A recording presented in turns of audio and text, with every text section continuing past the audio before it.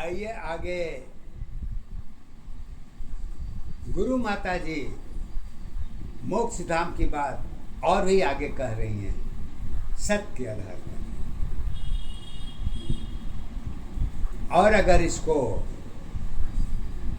अपने अपने ढंग से, अपने अपने विचार से, अपने अपने ख्याल से देखेंगे तो एक ही चीज दिखाई पड़ेगा, कहीं पर जल कहीं पर धुआं।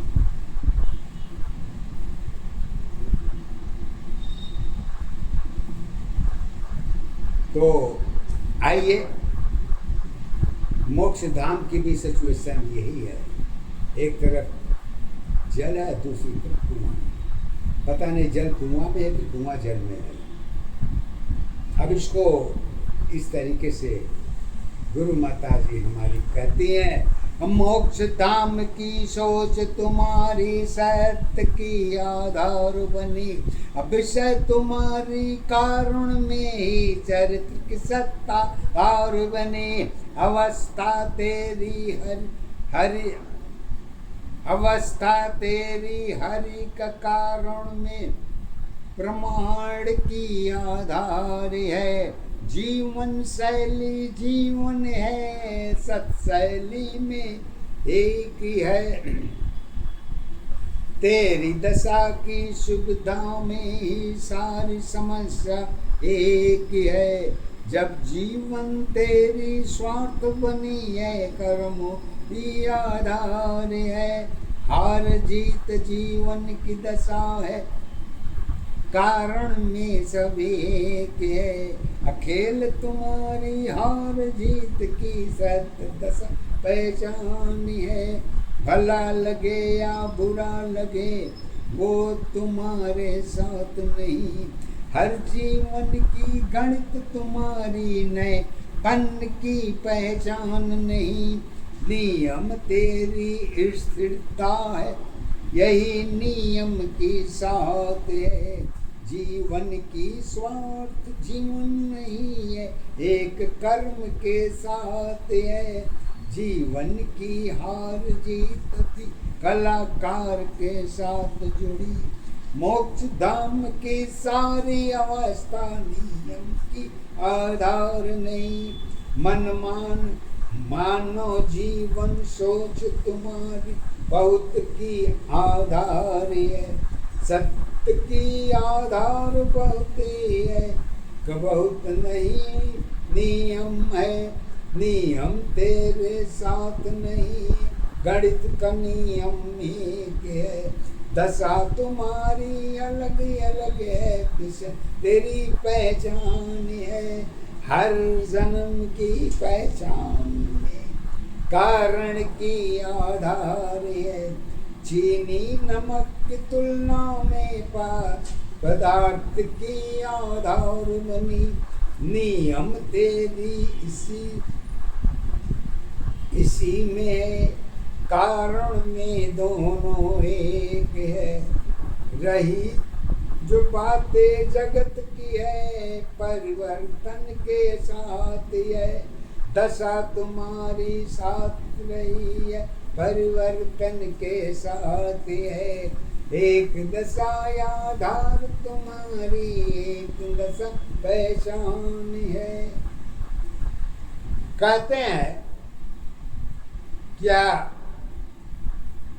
बड़े लोगों को मोक्ष मिलता है और जो छोटे लोग हैं क्या उनको नरक मिलता है क्या?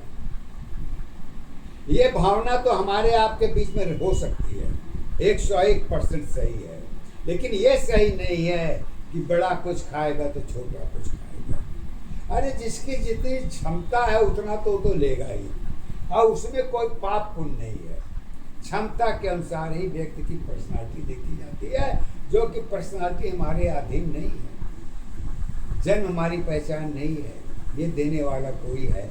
कौन है, क्या है, कहाँ से आया है, कौन देखेगा, कौन सुनेगा, ये पहचान हमारी नहीं है। सत्य तो यही है।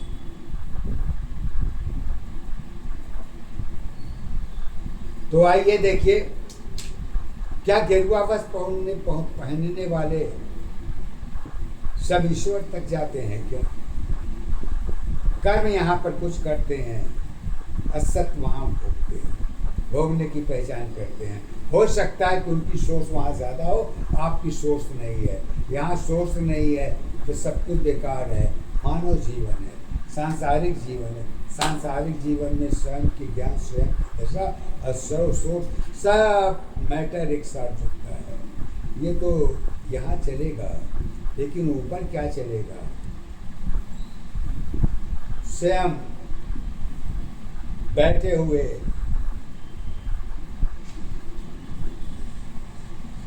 संत महात्माओं ने जो ज्ञान दिया है, वो युग के आधार पर सत्य की दशा को पहचान कराई है, तो वो सीधे कहते हैं मोक्ष धाम की सोच तुम्हारी सत्य के अधीन है, विषय तुम्हारी कारण होगी चरित्र की आधार है। यही अवस्था हरी भरी है।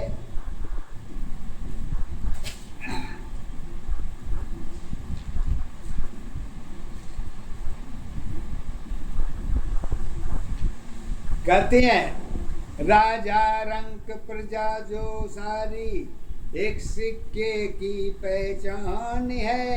अगुण की दशा तो कारण अवस्था यही जीवन के साथ है। हर लम्हा कहानी है, सस्पेंस भरी आधार है। संतोष दो की खुशी जुड़ी है, दुख भी कारण इसी में है। श्वास तक की जीवन है, यही तक की बात है।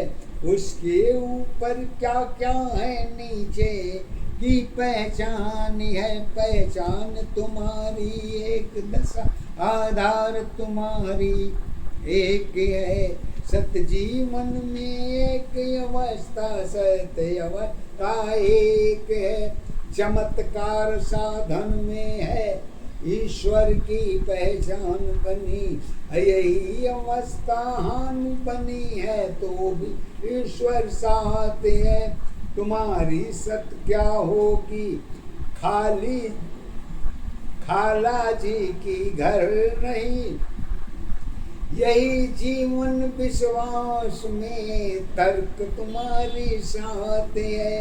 अपनी सूरत कोई नहीं है, लोगों की पहचान बनी। बर्फ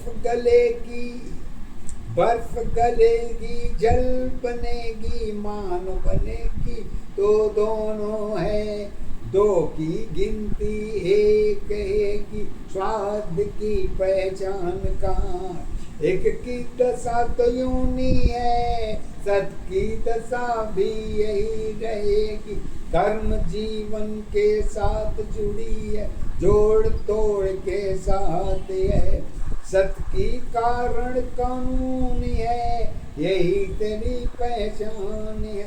रिपोर्ट तेरी कहीं तो होगी, पहचान तुम्हारी वही होगी। फल की चाहत खेती होगी, किसान की नाम होगी। यही अवस्था जज की है, कर्मों के आधार पर। बाकी कारण ये की है, मतभेद के साथ है। एक दूसरे के ऊपर है, जिसकी कोई तोड़ नहीं। जोड़ तोड़ के साथ होगी, हर दिशा पहचान नहीं। यही तक की बातें तेरी जीवन की पहचान है। जिसकी जन्म नहीं होती है, उसकी मृत्यु कहाँ होगी।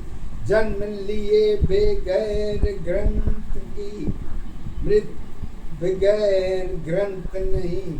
मोक्ष धाम की काया है, इसी में सत्ताधार बनी। आधारी अवस्था एक दशा, पहचान तुम्हारी एक है। सत्य तुम्हारी जीवन चांद तुम्हारी ये